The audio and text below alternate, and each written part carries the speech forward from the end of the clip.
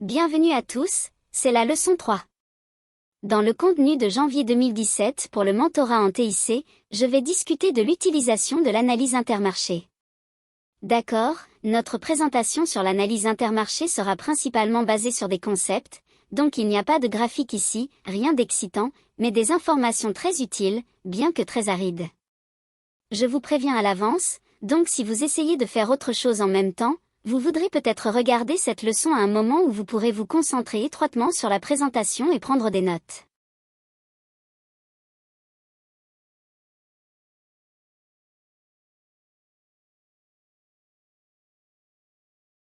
Alors, les marchés mondiaux sont directement liés les uns aux autres, et c'est probablement une compréhension courante, mais beaucoup de gens ne réalisent pas exactement comment ils sont liés, quelles relations existent, quelles corrélations existent entre certaines catégories d'actifs sur certains marchés, certains groupes et certains secteurs. Il existe des corrélations étroites entre certains marchés inattendus, et sans avoir une compréhension globale ou macroéconomique de ce que fait un pays en termes d'exportation, vous ne comprendriez pas quelles seraient les relations sans avoir ces informations ou cette étude derrière vous.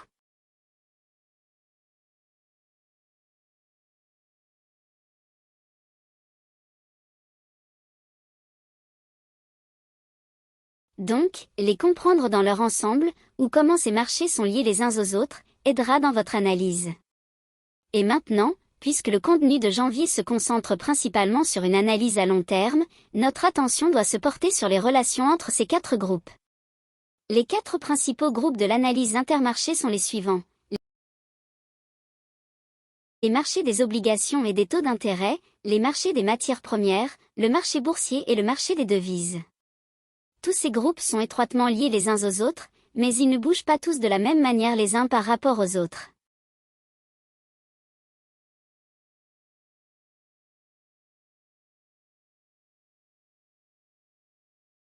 Il n'y a pas forcément une augmentation de 5 points pour les obligations qui entraînera une augmentation de 5 points dans un autre groupe ou catégorie d'actifs en relation avec ce mouvement. Ça ne fonctionne pas comme ça. Puisque nous examinons des perspectives macroéconomiques à long terme et des concepts d'analyse, il y aura une certaine mesure de décalage temporel pour certaines de ces relations entre les marchés. Et pour certains d'entre vous, cela pourrait vous dérouter tout de suite, car vous avez l'habitude de savoir que c'est ce qu'il est censé faire, et donc vous vous attendez à ce que cela se produise immédiatement. Cependant, lorsque vous êtes un trader à long terme ou que vous utilisez une analyse à long terme, il y a une certaine mesure de décalage temporel avant que le marché reflète réellement ce qui serait attendu en termes de analyse des concepts. Mais l'avantage de cela, et c'est ce vers quoi j'ai évolué, c'est que vous pouvez utiliser une théorie économique, au lieu de passer par des données fondamentales, en regardant des choses comme l'IPC ou les tendances de l'emploi, ou toutes ces données fondamentales qui sont publiées tout au long du mois, chaque mois. C'est simplement trop d'informations pour moi à digérer, et je ne prétends jamais avoir la capacité mentale de tout comprendre. En fait, j'ai dit à maintes reprises dans tous mes enseignements que je ne crois pas qu'il y ait un moyen réaliste de rester au fait de toutes ces choses si vous devez parcourir toutes ces données. Je veux dire, soit vous devez être un fou des données sérieux, soit pour moi, c'est au-dessus de la tête de tout le monde. Je ne pense tout simplement pas que cela puisse être fait. J'adorerais rencontrer quelqu'un qui pourrait le faire, utiliser de manière fondamentale ces données pour prévoir les prix futurs. Ce serait merveilleux si je pouvais trouver ça, ce serait quelque chose que je rajouterais probablement à mon répertoire. Mais dans mes études, je n'ai jamais été en mesure de vraiment déterminer si quelqu'un pouvait utiliser ces informations et prévoir avec une grande précision, si vous voulez. Même à long terme, parce que les marchés mettent du temps à se concrétiser, ces mouvements de marché prennent beaucoup de temps pour se développer et se déployer dans nos graphiques. Cela demande beaucoup de patience, et bien qu'il y ait beaucoup d'informations à traverser si vous les abordez de manière fondamentale en utilisant tous ces points de données, pour moi, si nous nous concentrons simplement sur ces quatre grands groupes, cela nous donnera toutes les informations que ces données vous donneront finalement en tant que fondamentalistes. Ce que je veux dire par là, c'est que nous allons réellement décomposer certaines des relations à mesure que nous avancerons dans ce mentorat, mais dans cet enseignement, je veux vous donner une sorte de vue d'ensemble et certaines des choses que j'ai apprises en tant que trader et sur lesquelles j'aime me concentrer lorsque j'examine les relations entre les marchés. Donc, aperçu de l'analyse intermarché.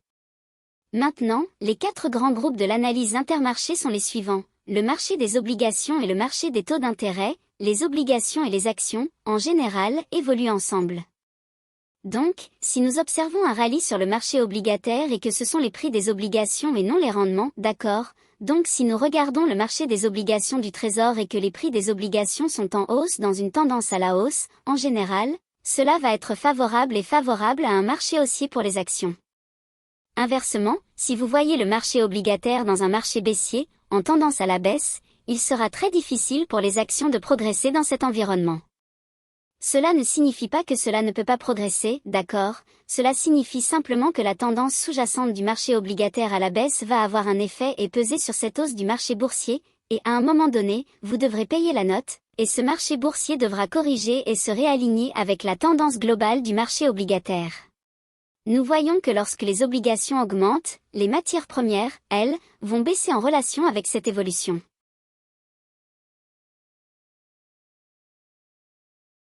Notre troisième groupe, le marché boursier, évolue en tandem avec les obligations, comme nous l'avons dit. Vous devez constamment vous référer aux indices boursiers. Si vous êtes un trader d'actions, vous pouvez utiliser les informations tirées du marché obligataire. Idéalement, si vous êtes un trader du marché boursier, vous voulez surveiller le marché obligataire comme un indicateur que vous avez de la force sous-jacente dans le marché obligataire. Donc, si les prix des obligations montent et que vous êtes acheteur d'actions, vous pouvez avoir une grande confiance que vous avez les fondamentaux derrière vous, avec des taux d'intérêt plus bas lorsque les prix des obligations montent, les actions aiment ça. En revanche, si les obligations se négocient à la baisse, les actions n'aiment pas les taux d'intérêt plus élevés, et c'est ce qui se produira si vous voyez les prix des obligations baisser, cela signifie que les rendements des taux d'intérêt augmentent, les obligations n'aiment pas un environnement de taux d'intérêt élevé. Et les devises sont évidemment influencées par les matières premières, donc les effets des ventes à l'exportation et de la production par rapport à certaines matières premières auront un impact direct sur des matières premières spécifiques et des devises spécifiques. D'accord, nous allons regarder la première relation ici, qui concerne le dollar américain par rapport aux matières premières. Nous allons considérer cela comme une relation inverse, en d'autres termes, ils évoluent en sens opposés l'un par rapport à l'autre. Cela signifie que si l'indice du dollar est en mouvement dans une direction, les matières premières dans leur ensemble se déplaceront dans la direction opposée. Par exemple, plus précisément, si l'indice du dollar américain est en hausse, les matières premières dans leur ensemble devraient être en baisse, et si l'indice du dollar est en baisse, ou en train de baisser, les matières premières feront l'inverse et monteront. Maintenant, lorsque nous examinons les matières premières, les céréales et les produits agricoles sont très sensibles aux exportations. Donc, si le dollar américain est fort, cela va diminuer le désir ou la demande pour les exportations sous forme de céréales et de bétail, c'est-à-dire les marchés agricoles, en d'autres termes, les céréales et la viande. Si l'indice du dollar américain montre de la faiblesse, cela stimule une augmentation de la demande pour les exportations de céréales et de produits agricoles. L'indice du dollar américain, s'il monte, est également associé à la hausse des actions et des obligations, car il soutient la hausse des marchés boursiers et obligataires. L'indice du dollar américain, s'il baisse, est associé au déclin des actions et des obligations, qui suivent également la tendance à la baisse. Enfin, si l'indice du dollar américain monte, cela se traduit par une baisse des devises liées aux matières premières, et si l'indice du dollar américain baisse, cela se traduit par une hausse de ces devises. Nous allons voir une hausse des devises liées aux matières premières, ou un mouvement à la hausse.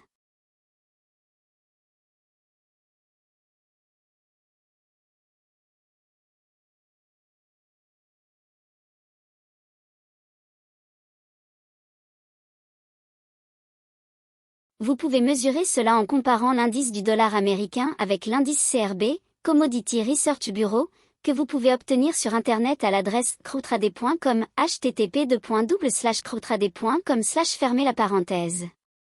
Je vous fournirai des notes dans le fichier PDF qui incluront plus d'informations sur tout ce dont vous entendrez parler dans cette présentation. Ensuite, nous avons les obligations par rapport aux matières premières, et les obligations et les matières premières ont également une relation inverse, ce qui signifie qu'elles évoluent encore une fois en sens opposés l'une par rapport à l'autre. Si les prix des obligations ou le marché des obligations du Trésor montent ou augmentent, cela aura généralement un impact sur la baisse des matières premières, et si les obligations sont en tendance ou en baisse, cela permettra aux matières premières de monter. lorsque nous examinons la relation entre les obligations du Trésor à 30 ans et le marché des matières premières, nous nous concentrons vraiment sur l'impact de l'inflation. Donc, si nous suivons et recherchons des signes d'inflation, cela se remarquera sur les marchés des matières premières, car les matières premières sont le principal indicateur des environnements inflationnistes. Alors, quelle est la durée de décalage dans un changement ou sur une base à long terme pour la relation entre les obligations et les matières premières? Parce que nous traitons d'une perspective macroéconomique à long terme sur ces deux actifs, il peut parfois falloir de 6 à 12 mois avant de voir un changement de tendance dans la relation entre les obligations et les matières premières.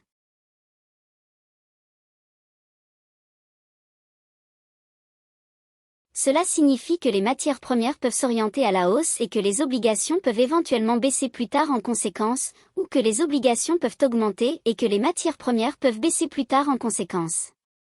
Cela ne se produit pas immédiatement, car les fondamentaux macroéconomiques à long terme sont derrière ces grands mouvements, en particulier lorsque nous traitons de ces deux classes d'actifs dans le cadre de la relation.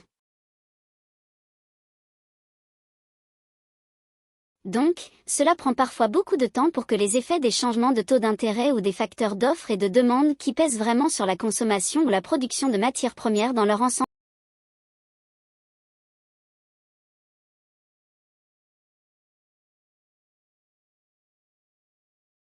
Maintenant, vous utiliserez les obligations du Trésor, T-bons, par rapport à l'indice CRB pour mesurer la relation entre les deux. Cependant, l'indice CRB, permettez-moi d'ajouter ceci à vos notes, est fortement pondéré en faveur des marchés agricoles et des matières premières. Donc, lorsque nous examinons l'indice CRB, il est très axé sur les prix du soja, du blé, du maïs, du bétail, du porc, etc. Vous devez garder cela à l'esprit lorsque vous regardez l'indice CRB. En revanche, vous voudrez utiliser l'indice des matières premières Goldman Sachs lorsque vous recherchez la partie du marché axée sur l'énergie, autrement dit, il est fortement pondéré en faveur de l'énergie. Et vous voudrez comparer cela avec le marché des obligations. Enfin, il y a l'indice des métaux industriels Goldman Sachs, qui est destiné à se concentrer sur les tendances mondiales et n'est pas destiné aux métaux comme l'argent, le palladium, le platine ou l'or, par exemple. Les métaux tels que le zinc, l'étain, le cuivre, l'aluminium, ce sont des métaux industriels, donc ils sont fortement sensibles aux tendances mondiales et aux grandes tendances sensibles sur les marchés du monde entier. Si la demande d'industriels métalliques est forte, vous le verrez dans cet indice. Si ce n'est pas le cas, il y aura également des preuves de cela dans cet indice également. En résumé, lorsque les rendements obligataires augmentent, cela se traduit par une baisse du marché obligataire ou une baisse des prix des obligations, ce qui signifie que les rendements obligataires augmentent, et cela va pousser les matières premières à la hausse. En revanche, si les rendements obligataires baissent, cela signifie que les prix des obligations du Trésor augmentent, ce qui va faire baisser les matières premières. Passons maintenant à la relation entre les obligations et le marché boursier. Il s'agit d'une corrélation positive, ce qui signifie qu'ils évoluent dans la même direction. Donc, lorsque le marché obligataire est en tendance à la hausse ou se négocie à la hausse, cela fournira de la force aux actions et un soutien pour celles-ci. En revanche, lorsque le marché obligataire est en tendance à la baisse, cela aura un effet baissier sur les actions.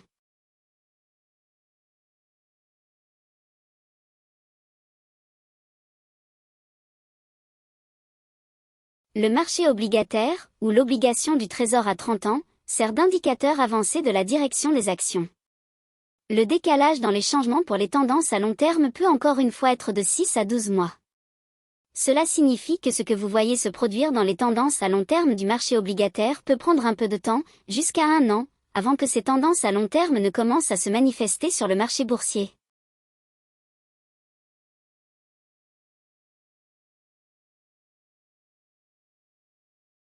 Cependant, il y a une exception à cela. Lorsqu'il y a des périodes de déflation, c'est-à-dire lorsque les prix sont en baisse, ce qui est rare et ne se produit pas souvent, les obligations se comportent très bien, car vous assistez en réalité à l'effondrement des marchés des taux d'intérêt. Mais avec les obligations qui montent, cela est généralement observé en période de déflation, où vous voyez habituellement les obligations monter en prix tandis que les actions baissent et que les matières premières diminuent.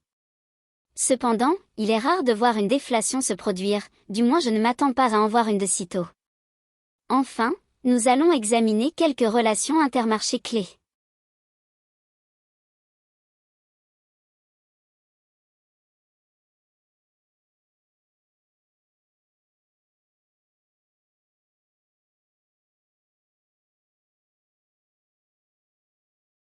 D'accord, lorsque vous êtes haussier sur l'indice du dollar, vous pouvez vous attendre à une baisse de l'or. Si vous êtes haussier sur l'or, vous pouvez vous attendre à ce que l'AUD et le NZD soient haussiers en raison de leur nature en tant qu'exportateurs d'or. Lorsque le pétrole est haussier, vous pouvez vous attendre à une baisse du dollar américain par rapport au dollar canadien, USCAD, en raison de l'importance des exportations de pétrole du Canada. Si le Dow Jones est en hausse, cela signifie généralement que le Nikkei sera également haussier, car il existe une relation directe entre le Dow Jones et le Nikkei.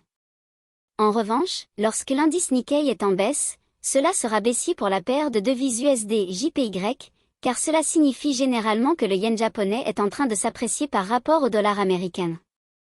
En général, lorsque les rendements obligataires sont en baisse, cela est baissier pour la monnaie, car l'argent recherche un rendement plus élevé. Lorsque l'or est baissier, cela est généralement haussier pour la paire de devises USD-CAD. En résumé, en comprenant l'ensemble de ces relations de manière conceptuelle, elles vous confirment votre analyse à long terme. Si plusieurs de ces éléments sont en alignement avec votre analyse à long terme, vous êtes probablement sur la bonne voie et vos prévisions à long terme ont de bonnes chances de se réaliser.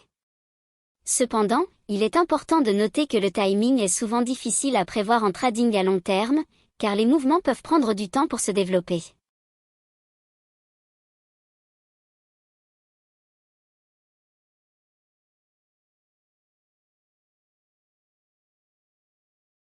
Il y a de fortes chances que cela se déroule comme prévu. Probablement, cela se concrétisera dans la direction à long terme comme vous le pensez. Le problème réside dans la gestion du timing. Le trading de tendance à long terme ou l'analyse à long terme et le timing sont à mon avis parmi les choses les plus difficiles à maîtriser. C'est difficile d'inciter les traders à accepter un peu plus de mouvement contre leur point d'entrée sous-jacent. Ce que je veux dire, c'est que lorsque vous tradez sur des graphiques à plus long terme, c'est probablement en raison de votre vie personnelle et de vos contraintes de temps qui vous empêchent de trader avec des délais plus courts.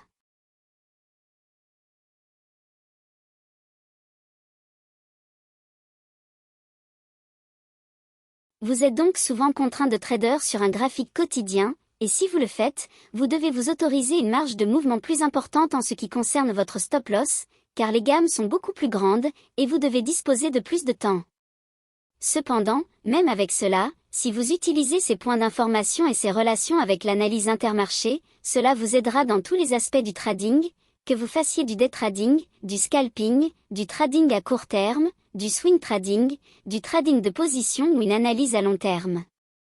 C'est bénéfique de connaître ces choses, et cela contribue à renforcer les probabilités en votre faveur.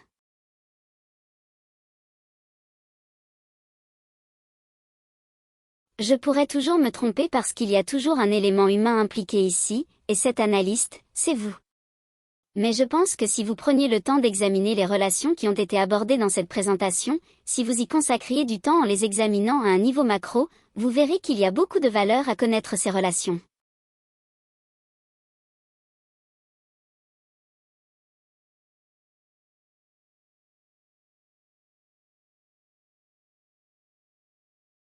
Parce qu'elles vous conduisent à une tendance à long terme, en suivant une tendance directionnelle, en utilisant des graphiques journaliers à plus long terme. Cela vous donnera confiance en tant que trader de savoir que vous n'avez pas vraiment besoin de tout le temps, de l'énergie et de la diligence nécessaires pour examiner les données fondamentales. Les relations entre ces marchés, telles que nous les avons décrites dans cette présentation, vous amèneront au même résultat que les données fondamentales vous donneront. Donc, tout comme les relations ici peuvent parfois être en retard, cet effet de retard qui se produit dans les données fondamentales, je le savais bien parce que les fondamentaux suggèrent que quelque chose devrait être haussier, ne signifie pas que demain cela va monter en flèche. D'accord, il faut du temps pour que ce marché commence à adopter une tendance haussière, puis il commencera à monter. Mais les tendances macro à long terme, vous pouvez voir quand elles commencent et changent et se mettent en place en utilisant les informations que nous avons partagées dans cette présentation. Donc, encore une fois, étudiez-le. Croyez-moi quand je vous dis que l'information dans tout cela vaut son pesant d'or. Ce n'est pas quelque chose de sexy, il n'y a pas beaucoup de graphiques où je peux vous montrer des oscillations et des modèles, et tout ça, mais c'est de l'information réelle qui a une relation directe avec le fonctionnement des marchés dans leur ensemble, comment ils sont liés, et cela vous évite d'avoir à examiner les données fondamentales.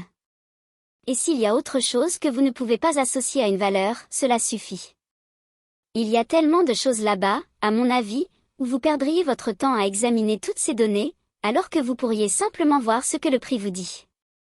Parce que le prix dans toutes ces classes d'actifs, dans leur ensemble, reflètera ce que les fondamentaux font réellement, car le personnel qualifié et accrédité de ces grandes institutions, banques, producteurs, fabricants et exportateurs, utilisent ces données fondamentales réelles. Ils ont des personnes formées et accréditées, et ils sont capables d'utiliser l'information pour prévoir les tendances dans les ventes et la consommation, toutes ces choses, et ils élaborent leur plan d'entreprise autour de ces points de données. Je ne peux pas suivre tout ça. Il y a trop de choses qui se passent dans ma propre vie personnelle, sans parler de tout ce qui change constamment sur les marchés. Donc, si je peux regarder le prix de ces classes d'actifs et la relation entre les 4 d'entre elles en harmonie les unes avec les autres, je vais, comme vous, en venir à la conclusion de quelle est la tendance macro-géopolitique, et oserais-je dire, la perspective fondamentale sur le marché en tant que trader axé sur la perspective macro. Jusqu'à la prochaine fois, je vous souhaite bonne chance et de bons échanges.